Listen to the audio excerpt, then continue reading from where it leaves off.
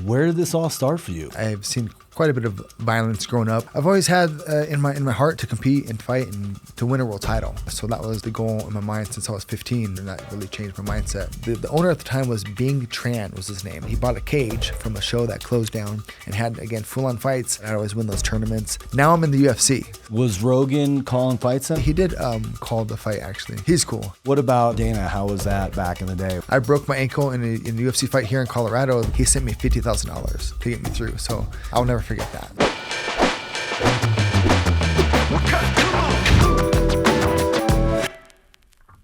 All right, I have a very special guest today, and it is... What do you mean by special? Yeah, special. No. I got a story about that. You're Sorry. definitely special. Sorry. The notorious Sensei, special Duane Bang Ludwig. Thank you, sir. I got to tell you the special story, though. Yes. So my daughter, so we have 2 boys and a girl, and my daughter's the oldest, and she always say, "You're my special baby, you're my special baby," you know. And I picked her up from school one day, and she got in the car, and she was mad. She was like, "Dad, what's up, baby? I'm not special." And I was like, "What do you mean?" There was a kid in my class, and he's special. I'm not special. And I was like, "Oh, baby, why? There's different specials. Like there's people who have like special needs, and they need extra help and care. But then you're my special, precious baby." But she thought she referred special as in special. I mean, I was like, "Oh no, baby, that's not what I meant. The Lord has blessed us. You're healthy and happy as well." So sorry. Yes, yeah. Totally. Oh, and man. There's actually special kids in martial arts too that see things a little bit differently, and it's cool. Yeah. Yep. Yeah. Perspectives. So thank you for helping me lose 5 pounds in the last month. I've been training again. Good at the job. Well, you're academy. doing the work. Yeah. I just show up and yell at people. Yes, you do. And I look up to you as a peaceful warrior. Thank you, sir. You're just one of those people who has a kind heart. You have a sense of humor, and you're totally lethal. And where did this all start for you? Like, when do you first remember being like, I want to fully dive into That's interesting. arts? It's a good question. I was always fascinated by the martial arts, with Bruce Lee specifically, and then just been, I've seen quite a bit of violence growing up, so I always thought, there's a lot of fear events that took place, and I was like, well, in order for me to be able to mitigate that, I better learn how to defend myself. And I was watching the movies as well, Van Damme, Steven Seagal, Rocky, and so on. Yeah. The guy who was able to handle himself could control the situation, so I wanted to be that person, right? And then also, God gave us a sword, and it's our duty and obligation to sharpen that sword, but also know how to wield it as well, right? And I'm not the perfect representation of that, but that is my pursuit.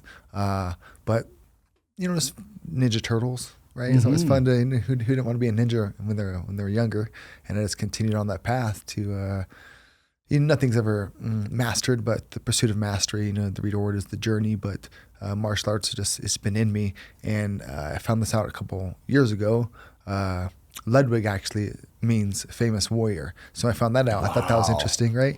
But I just always been intrigued by the martial arts and fighting and boxing and so on. And again, seeing violence take place around me growing up made sure that I wanted to be the person who wasn't going to be the victim of that situation, and be able to hopefully control it, like I seen in the movies. Was that more at home or more at school or more? Both, right? Yeah. Both. But I've been very blessed to, when I was 8 years old is when my martial art journey officially began with his Kancho. Kancho in Japanese means like the head of the organization. At the time he was a Shihan, which means like senior instructor. But Joko Ninomiya, who was a legitimate karate master from Japan, came to New York and then moved to Colorado and was like a mile from my house. So Wow. I legitimately got, like, all my instructors over the years have been legitimate badasses, like from the get-go. Sensei Boss, Trevor Whitman, Clarence Thatch, Joko Ninomiya. So it just seems to be a part of the destiny, for me to pursue this path, and I love it, and I'm definitely blessed to be able to do this for a living. Even though I don't do it for a living, I would do it regardless. But so wait, with the 8-year-old, yes, sir. Did you like ride your bike down to the dojo? No, my mom would did take your me. grandpa? Your mom Yeah, took my mom you. would take- yeah, okay. so, Did you yeah. say I want to go check out that karate place, or what was it? I don't remember it, to be honest. But I have 3 older brothers, and then 2 of them at the time we lived together, 3 of us total with my mom. And she took us for some reason. So I'm glad she did. And we all 3 trained, and I just stayed on the path. And what's really cool about that, so you see at the dojo, there's a drawing on the back door. That's my instructor, Joko Nanomiya. Wow. And who did the drawing was his son, Jota, who actually trained with me for many years, but he recently had to step away to take over his dad's dojo, which is off East Colfax. So the Hambu means like the headquarters of the organization, I guess.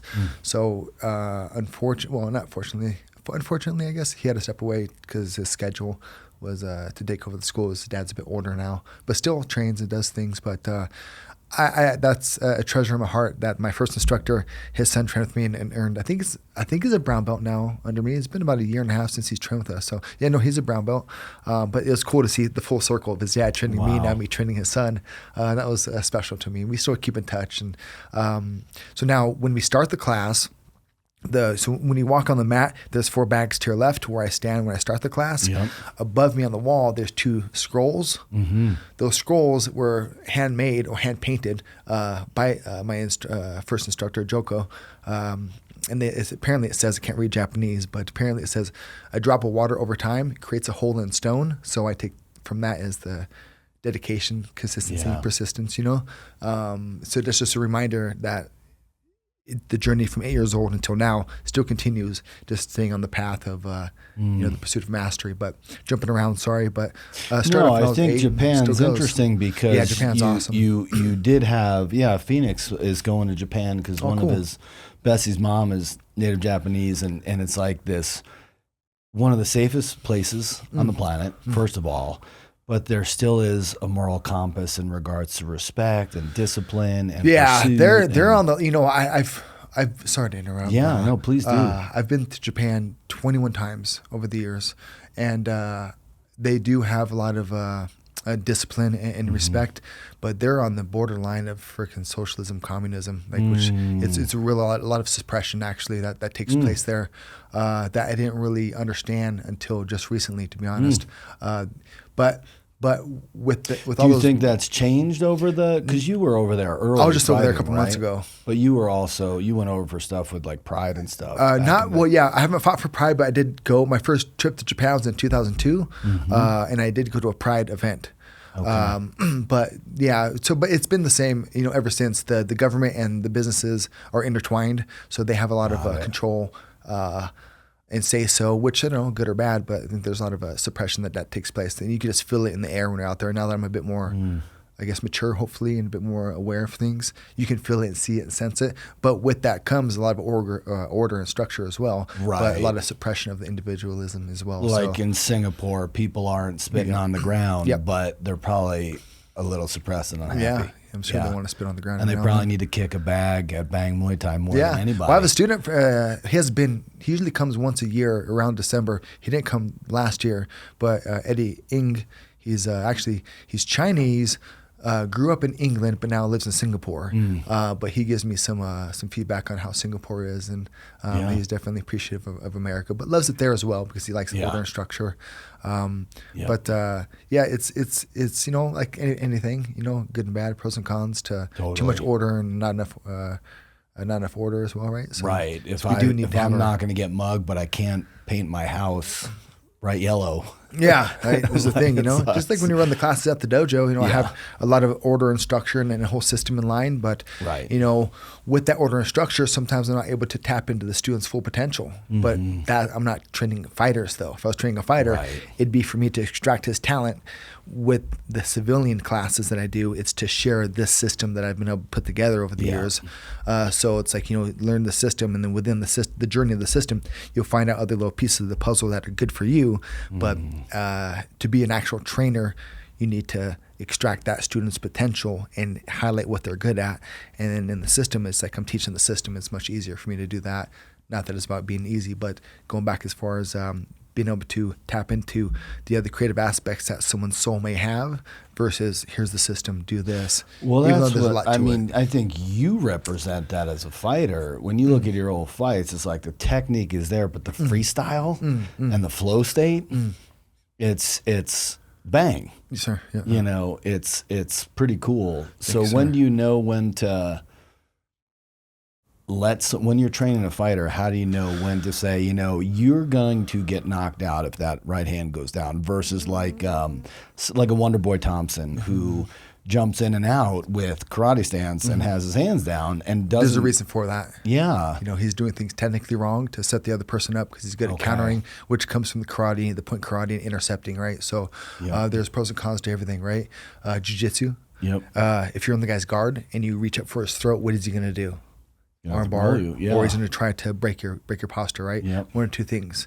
If he goes to armbar, he opens the guard and then you pass. But you're not supposed to reach for the throat, right? But I'm doing it from open the guard. So there's certain things that you can do in order to create the next opening opportunity as well. So going from checkers to chess. Yeah. Yeah. But it's another reason why I haven't really been working with fighters per se the last couple of years since TJ retired. Just because I want to spend more time with the family and the business and sharing the art and letting people know that we that's love a and care for grind them. going out on that. Like you see it with Trevor Whitman when he was, when Rose was really on fire. That's a lot of weekends. And that's why I don't run a fight team right now. Yeah. Or won't be, and I haven't done it for a while. Yeah, it takes a lot of time to do it right. It takes a lot of time and commitment, studying film. They have a fight set. You're out there a week beforehand. So it's a lot of time away from things that you have going on. But if that's what you want to do, you don't have a family or a business, then go ahead and do your thing. But for me, it was tricky with a family and the business. So I've been blessed to be able to still share the arts, follow my passion, and make a living from it, and providing a good service back to the world. So back to that 8-year-old Duane. You got two brothers, and you're all probably like futzing around with each other. Yes, sir, of course. Where does that transition into Muay Thai? Where does that transition into MMA? Where does that transition into taking your first smoker? Or I don't know if there were smokers back in the day. I had three smokers, and then amateur fights. But I've always had in my heart to compete and to fight, and well, not necessarily just to compete or fight, I shouldn't say that, but to win a world title. So that was the goal in my mind since I was 15, specifically 15, to do something with this, right? Because what else are you going to do? I mean, there's other things you do, earn black belt and get in good shape and community and everything. But for me, I had to be a strong individual goal to become a world champion. You saw it as a professional path. Not even that, just a world champion. Like I didn't think it wasn't to make money, it wasn't to be cool. It was just for my own personal growth and journey to win a world title. For whatever I know why, but that was my whole pursuit. So I was very focused on myself for many, many years. And I think you need to do that for a certain span of your time to obtain knowledge and understanding of something so that you can now, hopefully later in the future, regurgitate and share it, right? But you're not going to... Well, I just been blessed to be able to be OCD about martial arts and truly understand it at a level that... Did you just validate being self-absorbed as a fighter? Yeah, of course, yeah. Like, to be at the best, not that I was or am at any... what would you say... profession, you need to be, committed to that, well, that was my belief anyway. And I still believe that, if you truly want to get great at something, you got to be invested. I don't think Michael Jordan and his 6 rings would disagree with you. And it's how do you, if the kids and the family come, how do you balance that? Right. Yeah. And man, you got to be selfish for a while. Fighting on the professional level is, you have to.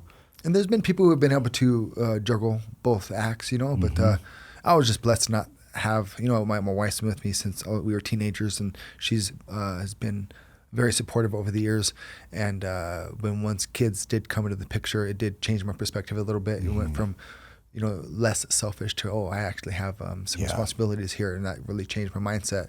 And I don't know if that was for the good or the bad when I was competing, to be honest, because now I was like fighting for money, fighting to, because in the UFC you're getting paid $20,000 a show, another $20,000 to win, and you got to take care of your family. So that did change my mental state. But what year was that when you did the 20 and 20 approximately? Well, my first UFC fight was in 2004, I think. I think so. And my pay then was 6 and 6, so 6,000 a show, 6,000 win. I know it's come a long way. Yes, sir. You were on the Boss was maybe the originals, but then you were on the tail end of that. Next wave, pioneering. yes, sir. Then my second fight in the UFC was actually a short notice fight, up a weight class, and I got paid 4 and 4. So I actually went down, even though I won my first fight.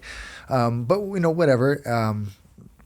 But sorry, there was a question though as far as just the money. Well, I want to be clear that maybe self-absorbed's too negative a connotation. It's more obsessed, right? Yeah, I was committed. If you're going in there, there's a level of obsession and consumption that you need to be doing, or you're going to get knocked out. Yeah, you want to be as precise and as detailed and as dedicated as you can be in order to extract your potential and your talent. So you're not going to do that by going out and partying and chasing girls and doing other things, or maybe you can. I didn't follow that path though. I was pretty committed and had a loving girlfriend at the time and wife, turned into a wife. So I was blessed to have a lot of support over the years as well. So I got to give credit to there. But if you're sidetracked doing other things, you're not going to be as committed to the task at hand. I mean, we all know that, right? So it just depends. But to not get burnt out either. So it's learning when to push and when to pull. Yeah, it's important, huh? So you're 15. You meet your current wife that becomes your high school sweetheart. Yes, sir. But you also know that you want to start actually fighting. Yeah. Did you do a smoker in your teens? Yes. Or So one of my instructors, Clarence Thatch, who actually earned his black belt under Joko as well from Indian karate. I was training at his school because his school was more of like a fight-based school, kickboxing and MMA even back in the day then. And he had smokers at his school. So my first 3 fights were actually at his school. First 3, official kickboxing fights. And then just from there, just went to amateur fights and continued to fight. And the only reason I did mixed martial arts was because it was hard to find kickboxing fights. So I just did MMA, which at the time was in an NHB, they called it, in Valley Tudo. So I just did those just to stay busy, just to have fights to go on. There was some crazy. So when I watched the UFCs, so the first 2 UFCs were here in Colorado. When I first watched them, I was like, dude, these guys are crazy. Like, I'm never doing that. Fast forward 10, 15 years, I've been fighting in the UFC. Wow. But my whole pursuit as a child was to actually fight for K1, heavyweight K1s. My dad was 6'3" or 6'4", and I thought I was going to get a lot bigger, but I didn't. But it's okay. I'm still a good size, I guess. And so I wasn't able to make heavyweight weight class, but K1 made the middleweight, which I was talking about earlier, middleweight weight class, which is 154, 70 kilos. So I was able to cut weight and get into that. But my goal was to fight for K1 for many years, and was able to achieve that goal, which is nice. But just pursue kickboxing.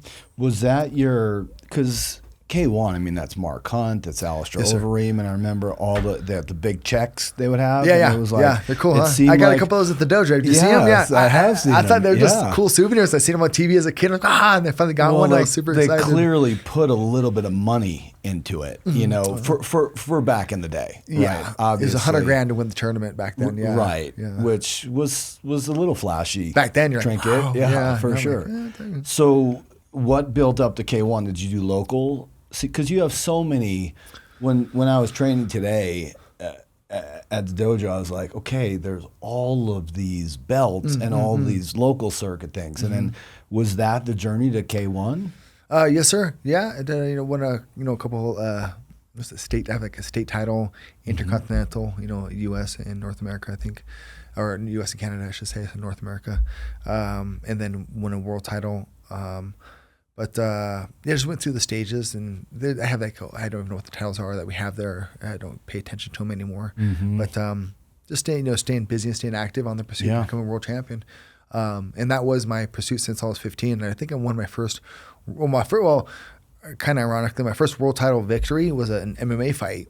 And I was like, that's not what I sent out to do. Like, I didn't want to, it wasn't exactly this. So I didn't feel complete until I won my kickboxing world title, which was like 6 or 8 months later. Then once that happened, I felt this like weight off my shoulders and like didn't want to fight anymore, and just took a lot of motivation off me actually. So you reached the mountaintop. My goal, which looking back on it, and looking back on it, maybe I should have set my goal to, defend it 4 or 5 times or set other goals to it, right? But that just wasn't my vision at the time. It was just to become a world champion in specifically kickboxing.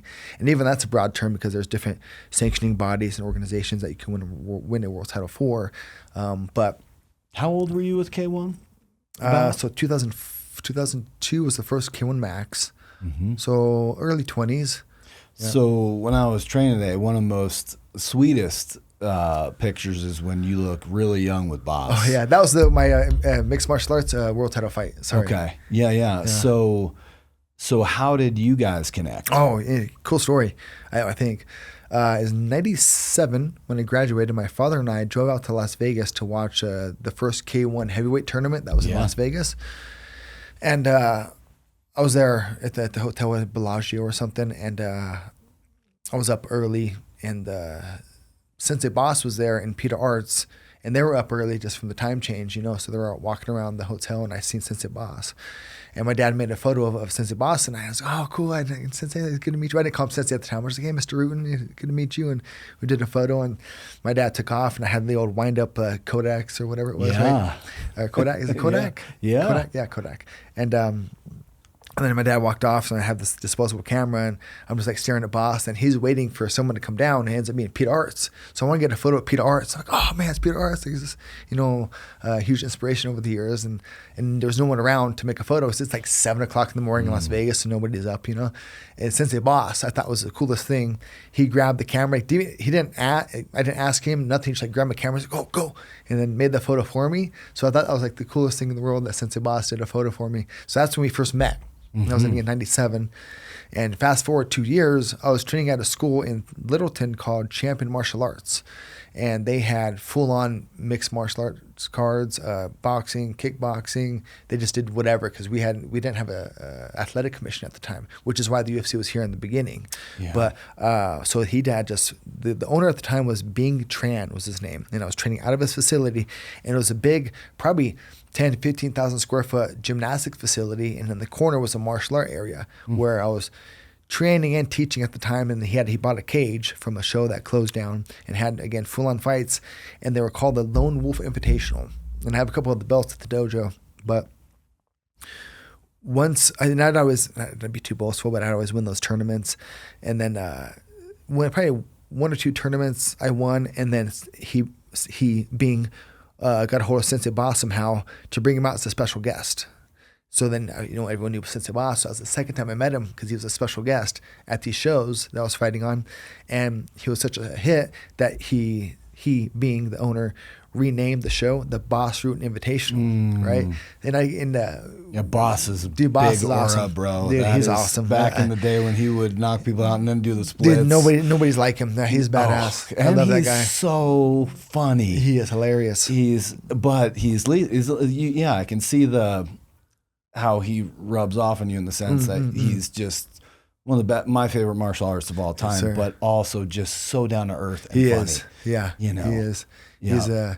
He's like what my wife was talking about earlier, the warrior in the garden. Like he can, take lives pretty easy. And it's cool to watch him from the outside looking in on like doing the Exodus cleanse and all this. He's also just grown as a man. Yes, sir. Yeah. And it's really neat to get to just be like, okay, you were a doofus who could kick the crap out of everyone and party and do all this stuff, but now you're like a family man, and yes, now sir. it's everyone's got a chance at love and maturity and humor and still be lethal. Yeah.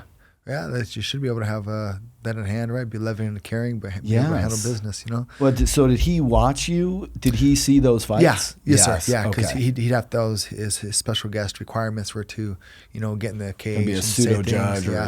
And I'd always win my brackets or tournament, whatever. And so the shows would typically be on Saturday, and then he would stay till Sunday and do a seminar. So I would do his seminars as well. And he liked my style, which was actually the Dutch style, because I was watching VHS tapes I'd order, and I'd try to study the Dutch style because at the time they were the best at kickboxing. Yeah. So I learned a lot through video, with our mirror neurons, be able to watch something and duplicate it. So we connected because he liked my style, and of course I love Sensei Boss, and he noticed the elevation here. So when he got his UFC title fight, he did his camp here in Colorado at our school. So I was his main training partner, just out of luck. Like, I don't know, if it's divinely inspired or not. Yeah. It feels like it. But the random chances of us crossing paths and staying together this long, there's something to it. And that's why I take martial arts and what I do serious. That's why I say it's Boss Rutten inspired Bang Muay Thai. Because without him, the system wouldn't have been developed or put together as detailed as it is. He gave me the initial spark and desire, which is why I say Boss Rutten inspired, because he was the first one to organize combinations and give them a single syllable name. So 1 is the jab, 2, jab cross.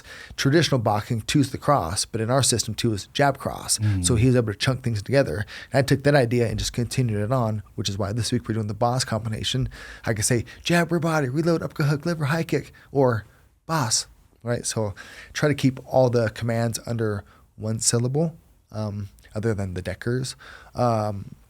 Just to limit the amount of time, because when someone's competing, you got to be very precise. We're dealing with split seconds and fractions of an inch. So just again, piggybacked off his original idea of chunking combinations together. And I kind of had to, I don't want to say, I grew the system, and I don't want to say made it better, but just grew the system. So I've been, God gives so many gifts, but some people get like this very monolithic linear gift. I think with Boss, he got common sense, absolute practicality, but then also able to teach. Like it's interesting how many people are so incredible at a sport, but then you watch them coach and it's a train wreck. Yeah, and that leads into like as far as what is a black belt? And there's different black belts. There's black belt competitors, black belt instructors, and black belt students, and then combinations of those 3. And he's someone who is a black belt fighter, instructor, and I would assume a student as well. But to be honest, I haven't seen him be a student in a school, but I'm sure he is, because look at the level that he's able to achieve. He's a special rare gift, and that's why. And he's funny. Oh, he's hilarious. He's so funny. When those guys came to challenge him at the dojo, and he's like, I can choke you, or I can poke you in the eye before you choke me. Yeah. And it's like, okay, you ready? Really? Yeah. And he chokes the guy. Dude, there's no BS to him. Like he's very. I mean, he's very playful, but when it's time to be martial, he's. Well, that's I keep talking about myself, but that's one reason why I learned how to train from watching him. Like when I watched him train for his heavyweight fight, the UFC title fight, hitting the bag, he was trying to kill the bag. Like everything he did was 100%. And I was just blown away by his commitment, because that's the first time I've been around a high level athlete, someone who's 100% dedicated to his craft. I was watching him hit the bag and the whole pass for him, like see how serious he took it. I was like, oh, that's what I need to be doing, because there's a difference, hearing a story or watching a video, but feeling the presence and being there. It's like, okay. And the gonads on that guy. I mean, he's big, but he's not Randleman, like some of the people. Title, right. I mean, that guy was chiseled from. Sensei Boss is still ripped to this day. Yeah, he's turning 60 here in a week and a half. A little over 2 weeks actually. He's turning 60, and still just shredded and ripped. He's just a specimen. But the point I'm making from the martial arts was just that, like, he got into the ring with some absolute physically astute monsters, and that's where, like, I think that's what martial arts is about. Is just having the guts and the training and the technique and the practicality and the heart and soul to say, screw it, I'm doing it. Well, you're in there now, right? You better do it, right? Yeah. But isn't that it? But it's the metaphor of life, right? Baby comes out, like, all right, I'm drinking too much booze, I'm playing too many video games, we don't have 401k, we don't even have health insurance. You got a choice. You're gonna crumble, or you're gonna train. And maybe it's time you got to call the life insurance people, and you got to get the health insurance. You got to figure out what you're going to do. And I think that's what, when you have all that testosterone as a young man, you can take it out in the bag, but then it's all the life skills that are very practical for being a dad, being a husband, being a brother, being an adult child of aging parents. To accept responsibility, and carry on the torch, right? Yeah, it's our duty and obligation. We are our brother's keeper. We are. And the qualities that it takes to achieve the status of a world champion are the same qualities that it takes to achieve the status of any high level endeavor, no matter what it is, right? And that's what some people need to take serious if they truly want to, make a difference in this world or for themselves or their family, right? We have limited time, like they say in the Bible, or Jesus, life is but a vapor. We just learn to savor every moment and own it, right? Like it's gonna go. So I'm already 46, so I'm trying to make sure that I teach these classes. What's my commitment to as a student in class? Like, can you feel like, do you think I want to be there? Yes. Fuck yeah, I do. Yeah. I love it. I want to make a difference. It feels, everything feels authentic. Mm-hmm. It also doesn't, like, I always think of the brown ninja in Ninjago, the little Lego character. Yeah.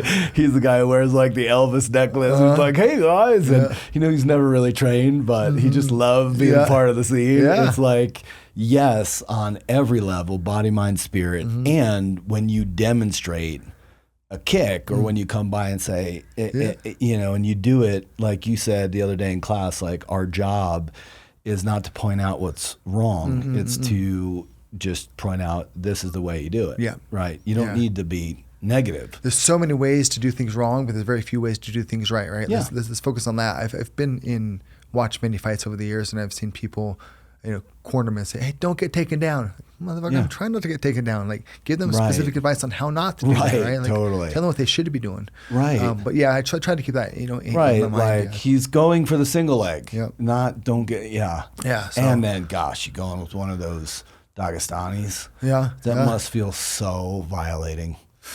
If you're unprepared, yes. Yeah. Yeah. Right, yeah. If you're unprepared, yeah. But just some of the ways they have, And they're committed. Have you did any research on how they train and how they live and what they do? I know Khabib played with wrestled bears. Yeah, his dad had him committed from the get go, right? Yeah. So the other thing is, like, what else? I don't know. I haven't been there, but what else is there to do out there? I'm not sure, right? So taking away the distractions. And you can say almost all health issues come down to two things: self-doubt and distraction. Nice. It's But I will say, yes, when I love that, like, if a couple guys are joshing around and feeling camaraderie and that kind of stuff, it's great. But then you bring class back, and you are there to make sure everybody just learns proper technique, learns proper self-defense. But also, if someone wants to fight, then we have a track for you. If someone's just there to lose 30 pounds, we want you to be healthy again. Try to be big on telling people, reminding them, like, why are they there? Why are you there? But then to enjoy the journey as well. It doesn't have to be stressful and too hard on yourself, right? But to enjoy it. But if you want to, like, mess around and have fun, right? But if you want to take it serious, take it serious. Yeah. It is your journey. I'm just here to help facilitate it. If you want to stay, a white belt, gray belt, then that's fine. If you want to earn rank, then that's what you need to do to, get our stamp of approval that, yes, you've done this correctly over this amount of time, and here you go. Here's your colored rank shirt. So I'm serious about that, though. Like, as a child, I want to be a black belt, and I hold that to a high standard. I'm not going to apologize for having high standards, because there's a lot of talk in the world, like, oh, he's a black belt, but he can't, defend himself. Our students can, and they will if they have to, right? So I'm very serious about that. Like, coding IT killers in there. It's like smaller frames and whole paths for them. Like, I pray that nobody ticks you off today or steps to you or thinks they can bully you, because it's going to be trouble. Let's make sure, like, we're being authentic and real, right? Like, but again, like I was saying earlier, is God gave us a sword. It's our duty and obligation to sharpen it, but also know how to wield it and point it in the right direction. Just like gun control. What do you do with a gun? The same thing. You're becoming dangerous. What are you going to do with it now? Right. You have to know the 5 safety rules of how to handle a handgun. Before we leave Boss, one thing I want to compliment you on is in medicine. People will learn something from a mentor, and then all of a sudden they make it their own, and they never celebrate where they learned from. It's not right. It's not right. And then my hero on preventing heart attack and stroke is Bill Blanchette. He brought a heart scanner here to Boulder County. In 18 years ago now, we have the lowest rate of heart attack and stroke in the entire country. There's not a county in America that has less heart attack and stroke than we do. And it is not because of our yoga pants, our rock climbing gyms, and our Whole Foods. It's because we scan to see if you have heart disease or not, right? You can be a triathlete. I send you the heart scanner. And every time, and I'm not trying to toot my own horn, but every time I share how we prevent heart attack and stroke, and I say, this is the Blanchette method. Everything that I know here is from this man who had the gonads to say, statins aren't enough. This is, tracking cholesterol does not tell you who has heart disease. This is a fool's errand.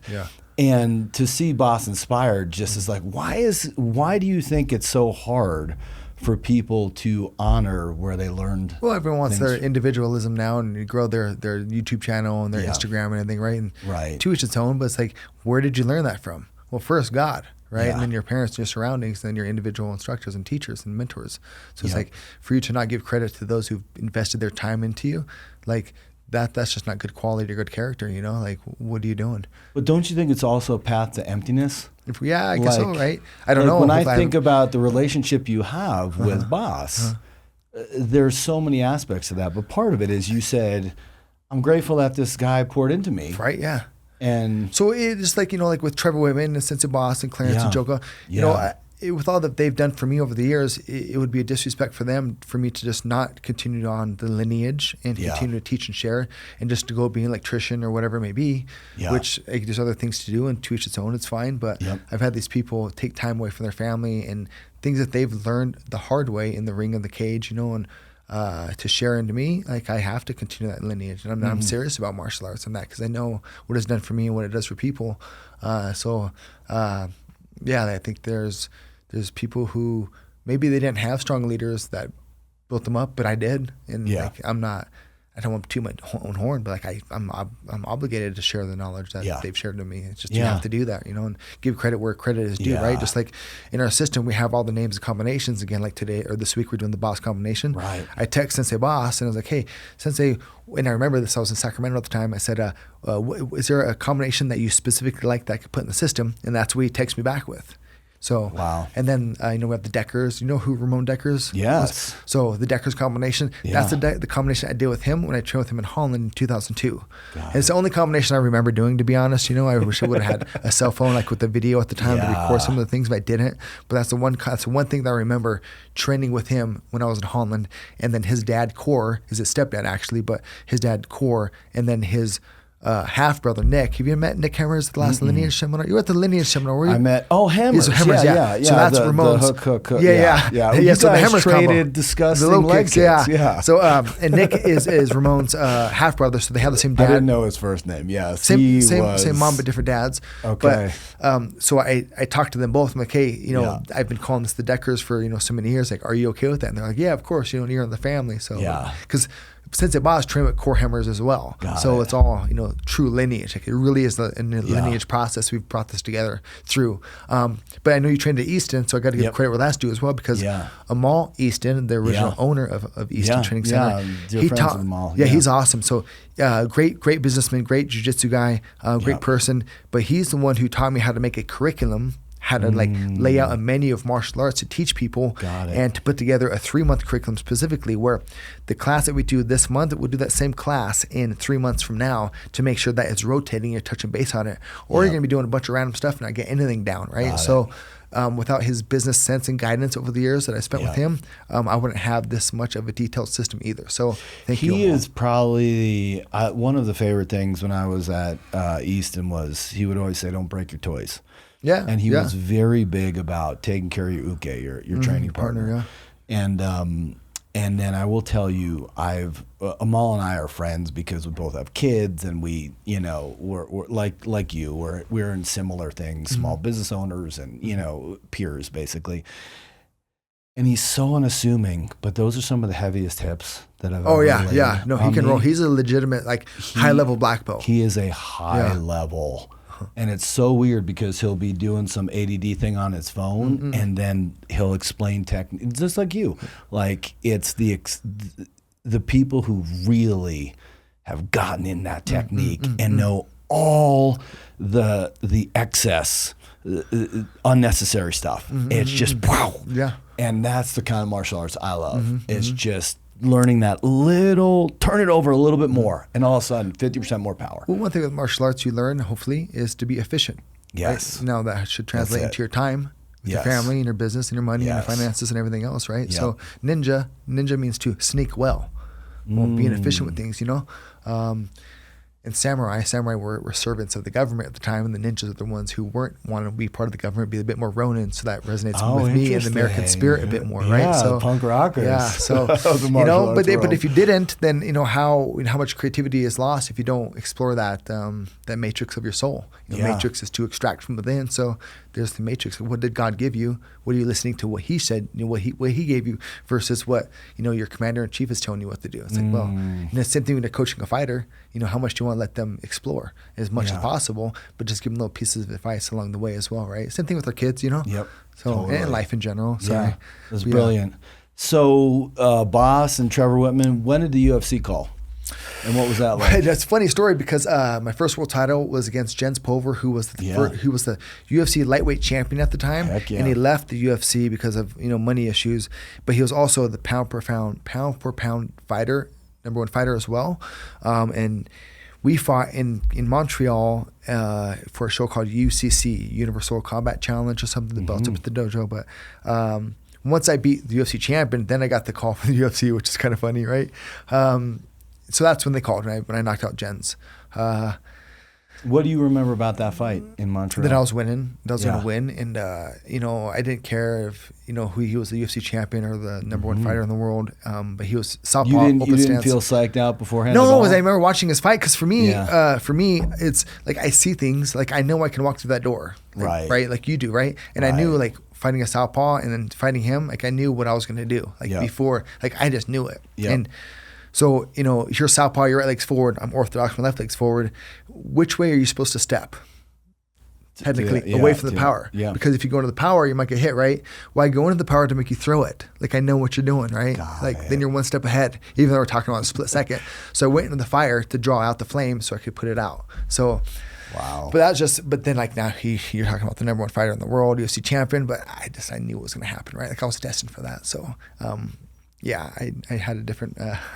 You were in the flow in that going into that. I was blessed to be able to allow that to happen. Yeah. Yeah. So here's a funny story though. Yeah. So Sensei Boss is known for being a partier and whatever, right? Yeah. I cut a pretty good amount of weight. Days. Yeah, in the old ways. Yeah. Now he's on a much cleaner path. And trending with him over the years and the group of people that we had, I was considered the black sheep because I did no drugs, no drinking, nothing. Yeah, right? totally. So I was the black sheep, right? But for the Jens fight specifically, a funny story was I'm very dehydrated and I was going to do an IV.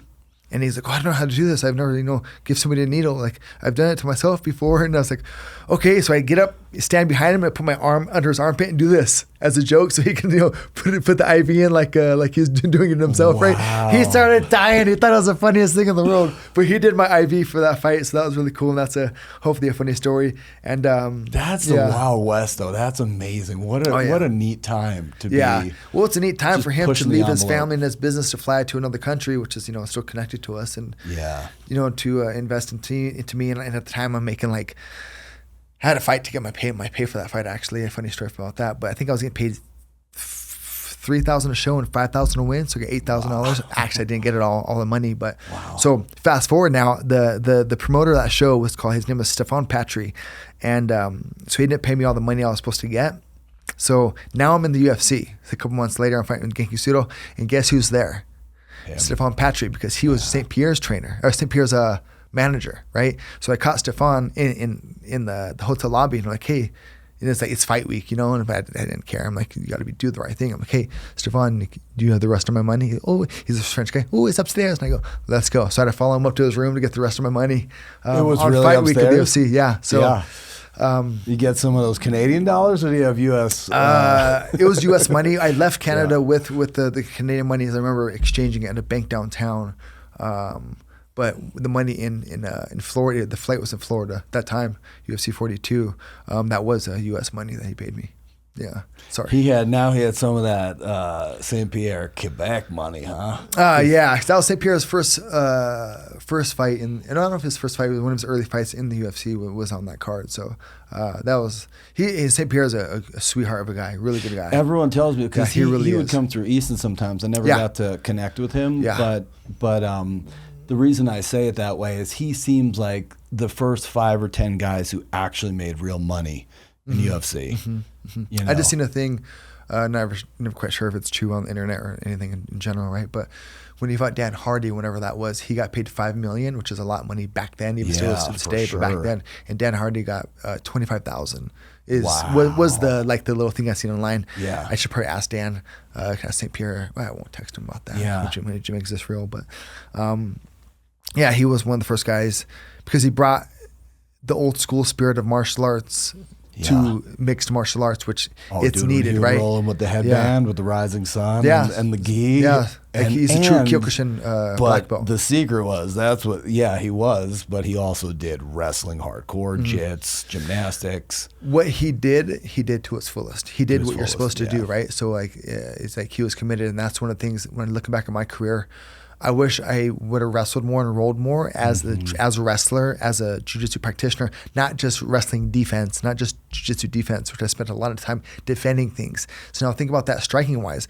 If I just show you striking defense, you're just waiting for me to punch you and move around rather than throwing other things back. So looking back on it, which is why I think one of the things that made me a good coach was learning from my lessons that I've missed over the years and telling people you're not just going to sprawl, you're going to be the wrestler as well, you're going to be the jiu-jitsu practitioner. So making sure that my fighters were equipped in all areas, not just being It's secondary. hard when you could kick and punch the way you did, though. I'm sure you just would fall in love with. Yes, of course, yeah. It's my first love. Kind of like Israel Adesanya, right? It's like I'm sure he's legit on jits and, brown or black belt or some high level, athlete, but still, it's like your first love is knocking people out.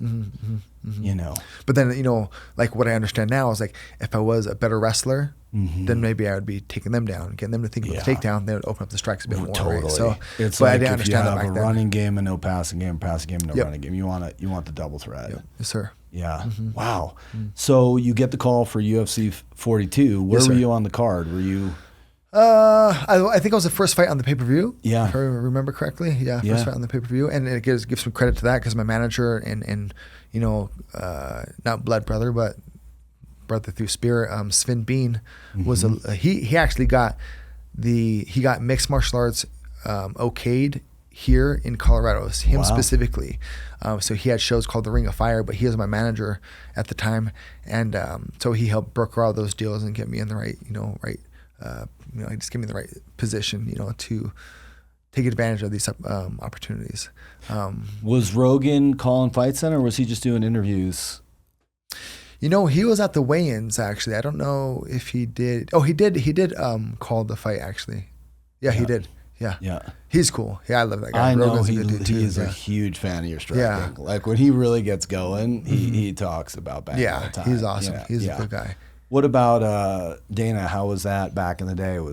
I've always been nothing bad to say about Dana. Yeah. He's always been good to me. I broke my ankle in a UFC fight here in Colorado. The guy was taking me down and my ankle got caught and snapped nasty, crazy. And I was out of work because back then I was an electrician and I would fight and train and doing two things. And so I was out of work with a broken ankle, couldn't do what I could, couldn't feed my family. So he sent me $50,000 to get me through. So I'll never forget that. There you go. I don't have anything bad to say about him. And, I don't either. I mean, he seems like a workhorse. It just seems what's funny is I have like some famous, popular people, phone numbers, contacts, Sure. But I changed their names in my phone. So his name on my phone is Diana Black, right? And one time he called me and I'm like, who the hell is this? I'm like, oh shit, that's Dana. So then, and like Joseph, but Joe Rogan, his name is Joseph Hogan. So I just have, in case somebody gets my phone, they don't have the numbers. Now they will, I guess. But Dana's been great to me personally. He's been a fan of my striking and stuff. He saw me fight in Hawaii many years ago, and what was interesting about that is he remembered my walkout song on that fight in Hawaii for the IFC, and my first UFC fight, I was gonna play a Michael Jackson song, and he called me after weigh-ins and was like, hey, I need you to change the song because he thought the song was like saying something bad about the UFC, so he wanted me to change my song. He goes, hey, you had a song out in Hawaii at the time, the Bang Bang song, can you play that? And I was like, sure. Like he picked my walkout song. I don't remember what it is now, but I was impressed with his memory and his details, and every time I've met him and been around him, always friendly and nice, and I mean, it's a different. He's a black belt in promotion, right? There's no bullshit to him. You know, he's got that East Coast upfront blood and obsessed with putting on a good show. You know, so where did Bang come from?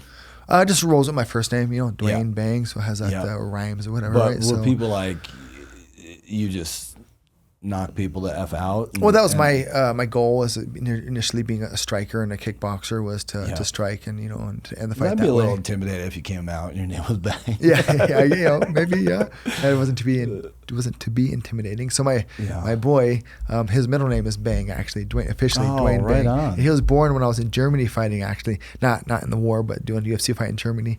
And my wife was kind enough to name him Bang initially. You know, that's pretty sweet. That was really cool. Birth certificate? On the birth certificate, you know, all that stuff. And little Boss. So Carter, the younger one, his middle name is Boss. So Carter Boss Ludwig. Yeah, so Bang little Boss. Yeah, it's cool. Oh, that's awesome. So if you, the way I see it with UFC and MMA is that if that ship rises, all of a sudden people have more exposure to martial arts. Yes, sir. All of a sudden people who are gaming too much and hanging out in their mom's basement start coming out and trying a jiu-jitsu class, trying a Muay Thai class. Yeah. Some of the classes that I go to, it's a schwitz. It's packed. Yeah, you know, I could have. I'd like to have a bigger building, but couldn't afford one at the time. But now, well, what I'm saying is, people are clearly getting their martial arts on. You know, there's a line in life, right? You can be on the good side or the bad side of change. I feel that we're on the good side of change, and I think people feel that and they hear that, and you know, they're showing up for it. And he has mixed martial arts. Specifically is a lot more popular now, and whether it's, you know, TJ Dillashaw defending his world title or a day one student, I as an instructor have the same goals in mind, to keep them safe, healthy, and happy, but to get them to improve. So I was learning to meet the student at their level and build them up, right? And so hopefully I'd have like 19 or 20 online courses or out there for people to teach other instructors what and how to teach to keep everyone safe, right? Because, you know, you don't want people injured and hurt, because like Amal said, you can't break your toys. So Proverbs 27:17, iron sharpens iron. Iron can also break iron. So working at a threshold of growth as well is important, right? So, but yeah, it's a lot more popular for sure, as it should be, because it's a worthy, credible product that's good for humanity. No doubt. No doubt. So when a student walks into Bang, like what's your hopes?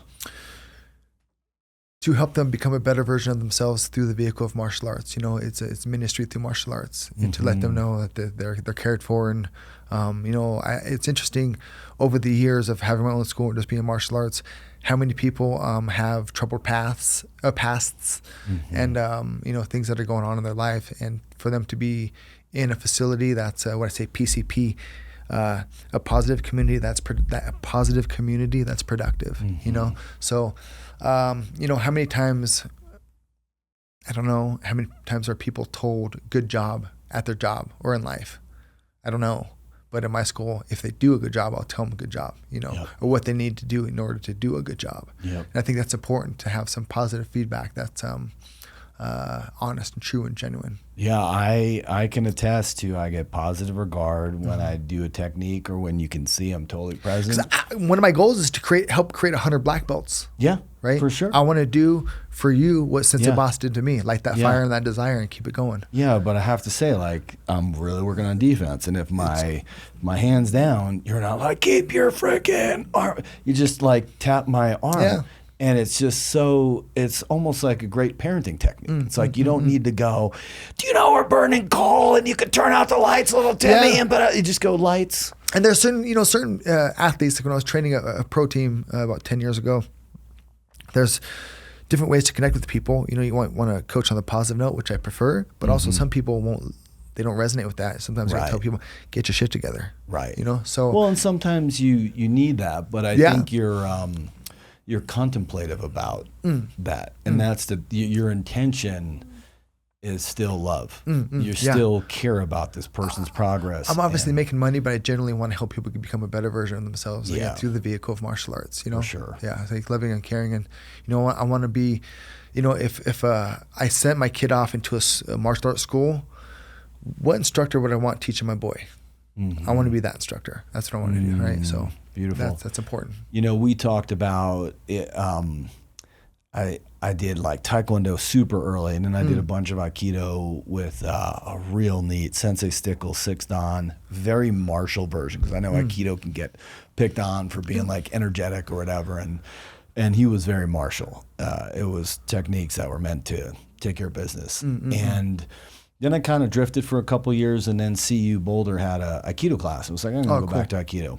And there's a salt and pepper bearded guy, and he was 50, and we're all there, knocking on the door. And I remember 19 years old, as a punk rocker, I was like just struggling, not taking care of my body or my spirit, honestly. And I had the gumption to go up to him in the locker room. And I said, you seem so peaceful. Like, what's your secret? And he said, oh, I'm not peaceful. I am angry. But Aikido gives me a safe place to script my anger. Nice, yeah. And I remember it verbatim.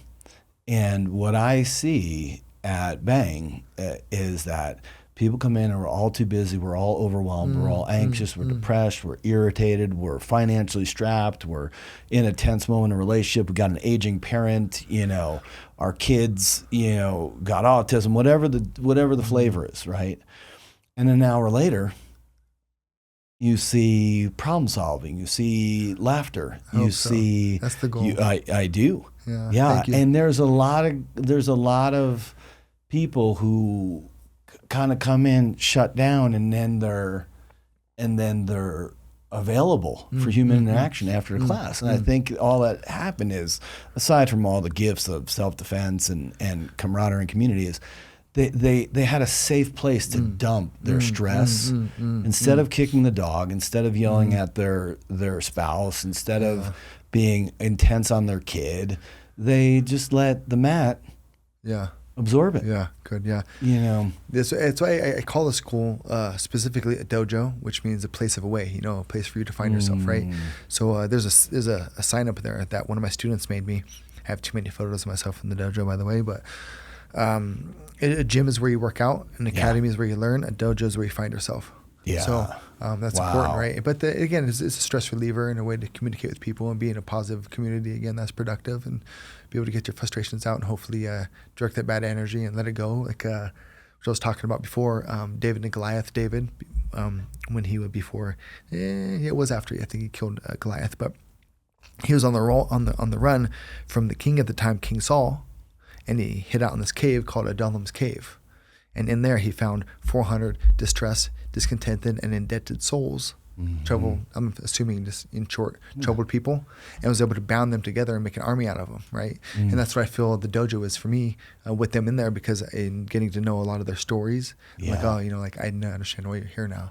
And I'm here to help you, right? And not that I'm comparing myself with King David, but I feel that is my role, duty, and obligation is to help everyone come together and have the same vision of improvement through martial arts and connectivity. So it's good to hear that. Humanity, we need, I think, and it's not just like any school you go to is going to be like that, because I know some schools aren't, just like there's bad people in every profession, but specifically in our school and our affiliate system, I'm trying to make sure that we have good-hearted martial artists that know what they're talking about and can actually make a difference in this world.